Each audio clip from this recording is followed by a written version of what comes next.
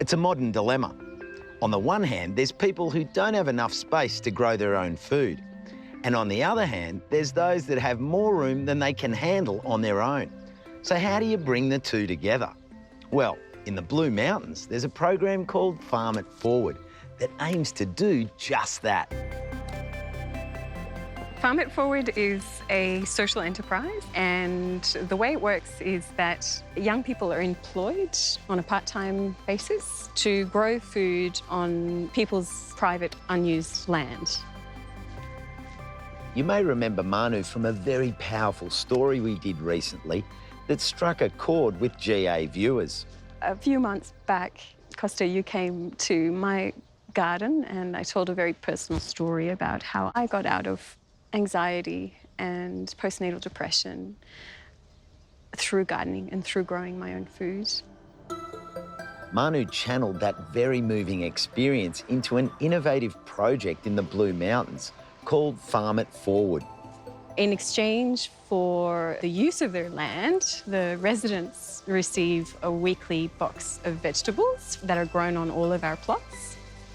And the produce is sold to the local food cooperative and local cafes and restaurants. What other benefits do you see coming out of the project other than the fresh produce?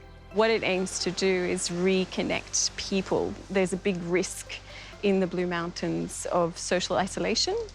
There were older people with land who felt socially isolated because of the larger blocks out here. There were younger people who were super environmentally conscious and environmentally minded that wanted to grow food but didn't have land and didn't have money to buy land. And so the Farm It Forward is aiming to tackle the issues that were allowing these patterns to happen. Oh, what are you planting, Jack? Beets. Red beets. Yum. Yeah. I might roast a few of them. One of the Farm It Forward participants is retired nurse Sylvia May. She's been living on her 2-hectare property for 40 years. Tell me a little bit about this plot. How did it all begin? Well, when I came here 40 years ago, it was a derelict tennis court covered in scrub. And I enjoyed very heavy gardening, and so I broke down the scrub with my bare hands. So did you have a goal to do something with this space? It's not that I wanted to play tennis, but I wanted to restore it as a cleared area. And I did have a fantasy that when I retired, it would be suitable to be a vegetable garden. So really this was the goal, but I hadn't imagined there could be people I could hand over to do it. That's when the Farm It Forward crew stepped in and turned Sylvia's old and overgrown tennis court into a mini market garden. Jack's the gardener in charge. What sort of benefits are you getting out of it personally as the farmer managing a plot? Oh, definitely a deeper understanding of crop rotation and how to actually sow seeds and grow a crop effectively. It's really satisfying to me to be able to pass on knowledge to volunteers and also to learn myself, you know? Like, it's a really great coming together of community and exchange of knowledge. There are benefits for both sides of the arrangement, the farmers and the landowners. And it goes way beyond just growing produce. I feel so happy, so fed.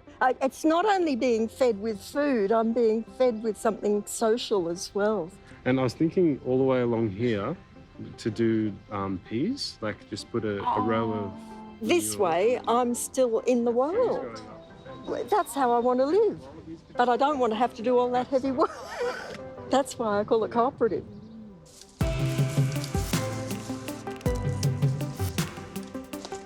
Another landowner who's joined up and lives just down the road is Alex. We built this garden, more than 15 years ago, and in recent years, what with the demands of work and issues with my own mental health, I just haven't been able to attend to it at all. It's become very neglected.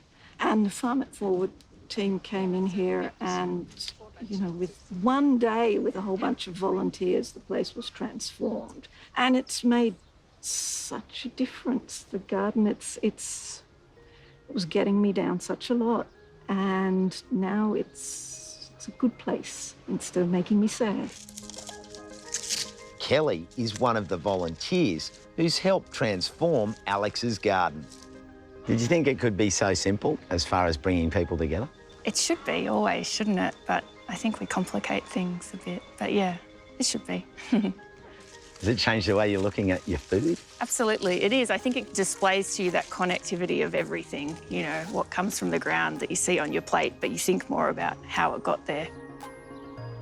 I guess the reason why I do this is to tell the world about how amazing it is to grow food and be reconnected to land and to community. And that comes from my own personal healing process. It's that optimism and strength in cooperation that drives Manu and Farm It Forward. I'm hoping really for the Farm It Forward Blue Mountains initiative to be the first one, but to have really a network of them all around Australia, if not further afield. Let's think big.